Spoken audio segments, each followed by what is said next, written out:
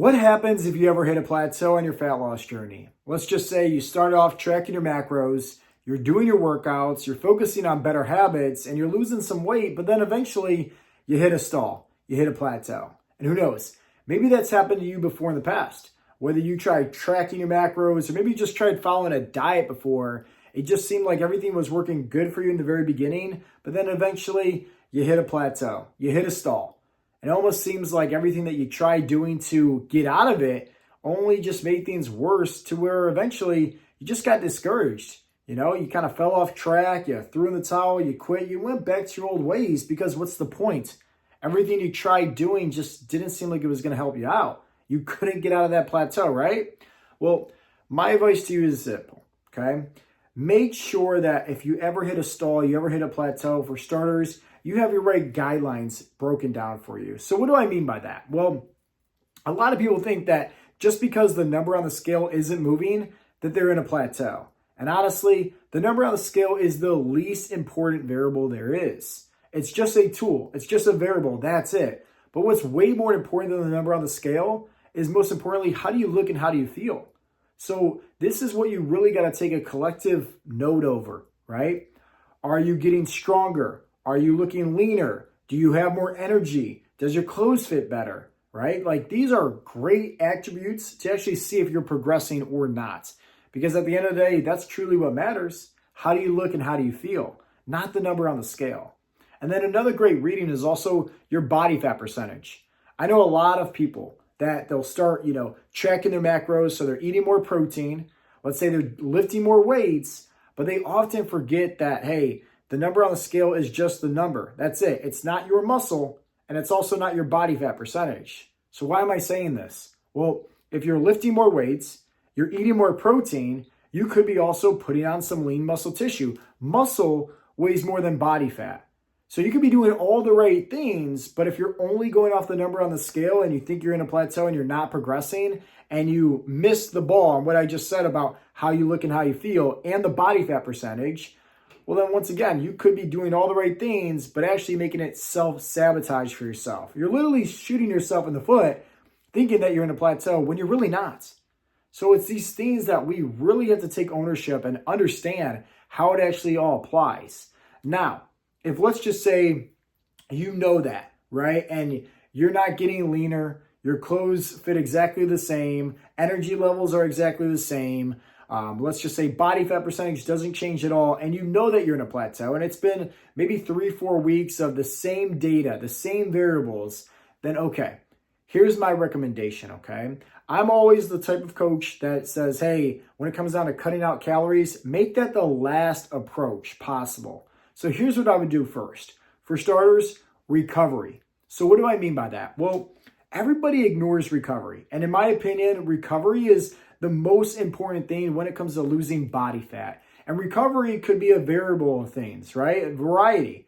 There is, let's just say, taking a deload week or two. So let's say you're constantly, going hard in the paint with your workouts. All you have to do is take a deload week or two, right? And this is a week where pretty much you're not lifting as heavy. You're still going through the motions. You're still going through the same exercises, but strategically, you're lifting about 30 to 50% lighter, because it's just giving you a chance for your body just to recover properly. So you can do that for a week or two and see if that helps you out, okay? Another thing to focus on when it comes down to recovery is stress. Stress is the most important piece of the puzzle. I know so many people that they are just underneath all this stress. And this could just be, not just finances and not just toxic relationships at home or at work, but stress could be worry, stress could be doubt, stress could be anxiety, stress could be, you being outside of your comfort zone, right? And maybe it's, out of a different routine than normal, right? Maybe you're traveling. That could be stressful for people. Stress could also be if, let's just say, you're sick or if you're injured. So these all have a big factor when it comes to your cortisol levels. Cortisol is your body's natural stress hormone. So when you're underneath a lot of stress, you're spiking your cortisol levels, and hormonally, you're making it very difficult for you to actually lose body fat. So it's, once again, some things that you just need to take in consideration and understand, right? Take a collective look. Are you underneath a lot of stress? Do you have some stuff on your plate that you're just more worried about, because that could be affecting you when it comes to actually losing the body fat. Now, let's get into what I do recommend. If let's just say, hey, your stress levels are okay, right? You're drinking plenty of water, so you're staying hydrated, right? That's another form of recovery as well. Let's just say everything's good in that area.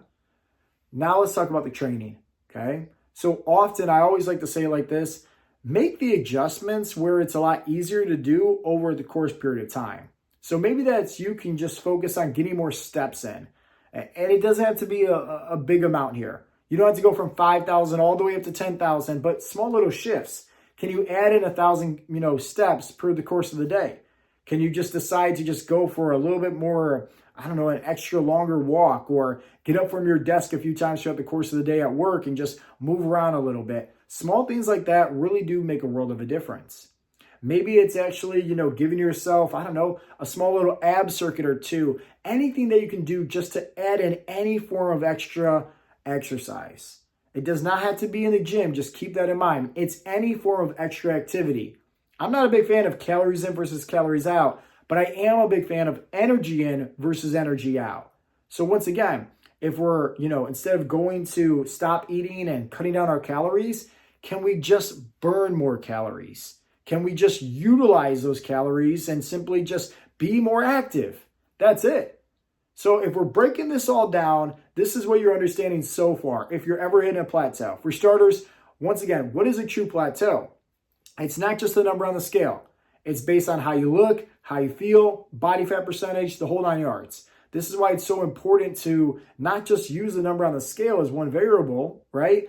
But focus on, hey, taking your progress photos. Focus on also doing your body fat percentage, your measurements, right? These things play a vital factor when it comes to losing body fat, okay? So now that we understand that, then it's once again a collective look of our lives, stress, recovery. Are we overtraining? Are we highly stressed? Like, should we meditate? Should we go talk to some people, right? Release some of this stress to just help lower our cortisol levels. And then it's like, okay, can we be more active, right? Is there some things that we can do to just move around a little bit more? Can we burn off some extra calories just by being more active? Then we're going to go into the calories last, okay? Now, before we even get into the calories, let's first talk about the macronutrients, right? This is when I recommend a small little shift. And the small little shift typically always helps out, so you never need to cut out any calories. And all you want to do is simply just increase your protein up slightly. So if you're having, let's say, 1 gram of protein per pound of body weight now, increase it to, let's say, 1.2. And then from your carbs and from your fats, you can lower them down, whatever easier for you. It honestly doesn't matter. As long as you're still sticking within that calorie range, you're making that slight increase when it comes to protein, that should be able to help you out. Now, if let's say it doesn't, or let's say you're maxed out on hitting your protein target for the day, then yes, take off some calories. How much? Anywhere from 100 to 200 calories, that's it. You do not need to take off 500 calories, 1,000 calories, because this is what you truly need to understand. Every single time you're taking away your calories and cutting them down, eventually you're going to hit a sticking point. Eventually you're going to hit this bottom of the barrel. And then from there, think about it. Like, what do you got left, right? You got nothing left. You're pretty much at the bottom of the barrel for your calories. And this is why, once again, it's important to take a collective look over everything. How you look, how you feel, stress in your life, the training, see if you can add in something to just be more active, because the calories are always the last little bit. Once you hit the bottom of the barrel, you then need to focus on doing a reverse diet, which is a whole nother conversation in a nutshell. So let this video just give you peace of mind. If let's just say the number on the scale isn't changing at all, well, hey, I just gave you some great feedback, some great recommendations. Take a collective look over everything that I just made some recommendations about. Because just because the number on the scale doesn't change, that does not mean you're in a plateau by any means. And at the same time, this is why it's so important for you to actually learn, what does your body fat trends look like? Some weeks, hey, you might gain some weight. Some weeks you might lose some, right? But understanding how your trends work for your body type, that's going to help you out big time. And I do have a video that will help you out, and just go ahead and watch that right afterwards. It's everything that you need to know when it comes to losing body fat, and a great video that's just broken down for you, very easy to digest and understand more of. So With that being said, I really hope that you guys got some value from this video, right? If you do ever kind of hit a stall or a plateau, always come back to this video and just remember what I said. With that being said, guys, this has been Coach Joe with Heartletics.com, and I'll talk to you in the next episode. Peace out, Girl Scouts.